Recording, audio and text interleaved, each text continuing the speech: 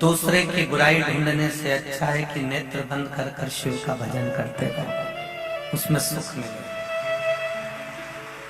हम दूसरे की बुराई ढूंढने में अगर अपना जीवन लगा रहे हैं, हम दूसरे की बुराई ढूंढने में अपने जीवन को अगर बेकार कर रहे हैं, तो ये जीवन की सार्थकता नहीं हो सकती।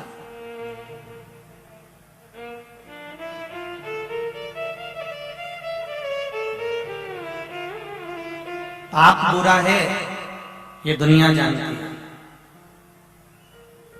आप और हम अच्छी तरह से जानते हैं कि पाप करना बुरा होता है, पाप बुरा होता है। पर शिव महापुराण की कथा कहती है पाप बुरा है ये हम सब जानते हैं, पर पाप से भी ज्यादा बुरा है पुण्य का अहंकार करना। अगर हमने थोड़ा सा पुण्य करा, थोड़ा सा सत्कर्म करा, थोड़ा सा भजन करा, थोड़ा सा मंत्र जाप करा, थोड़ा सा किसी का साथ दे दिया, थोड़ा सा दान दे दिया, और उसका हमको अहंकार आ जाए, जैसे कोई कह दे कि मैंने तो नागेश्वर महिला मंडल को एक टीपा तेल का दिया था तो मेरे घर पे नुक्ति भेज देना।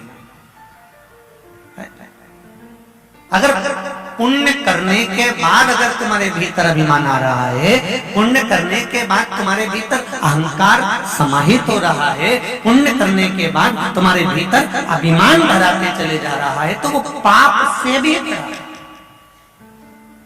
पाप बुरा है, हम मान रहे हैं पाप बुरा है, ये आप भी जानते हो, पर उससे बुरा है पुण्य का अहंकार, पुण्य का अभिमान।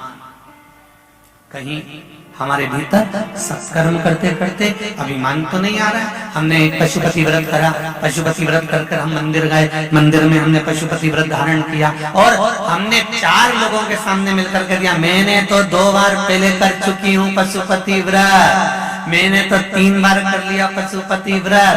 तो भगवान के मंदिर में रहकर पशुपति व्रत धारण कर कर, सोमवार का व्रत धारण कर कर, भगवान का भजन कर कर, यदि तुम शिव मंदिर में ही अपने व्रत का अभिमान प्रकट करोगे तो वो व्रत तुम्हारा लगने वाला नहीं है। उस व्रत की कोई उस व्रत की कोई मूलता नहीं, उस व्रत की कोई महत्वता नहीं। मैं रोज शिव जी के मंदिर जाती हूँ, रोज झाड़ू लगाती हूँ, रोज आधा घंटा सेवा करती हूँ, मैं बहुत सेवा में लगी रहती हूँ। बाकी के भाइयों तो आए नहीं, इधर उधर पानी डोल के चली जाए, परंतु मैं इतनी सेवा करती हूँ। तो तुम किसके लिए कर रहे हो? किसी को दिखावा करना है, किसी को बताना है? तुम सेवा करो, तुम झाड़ू लगाओ शिव मंदिर में, तुम पुताई करो शिव मंदिर में, तुम सफाई करो शिव मंदिर में, जरूरी है। पर निवेदन है, आपने जो शंकर जी के मंदिर में झाड़ू लगाई है, आपने जो निर्माल्य उठाकर विसर्जन करा है, शिव मंदिर में जाकर जो बुआरी काढ़ी है, शिव मंदिर में जाकर जो तुमने दीपदान किया है, शंकर जी के मंदिर में जाकर तुमने जो जाले साफ करे हैं, शिव मंदिर में जाकर तुमने जो पुताई करी है, एक स्मरण आपके पास रहना चाहिए कि आपको कहकर उस फल को समाप्त नहीं करना। हमने जो किया उसका पुण्य हमारा समाप्त हो जाता है यदि हम कह देते हैं, हम यदि बोल देते हैं।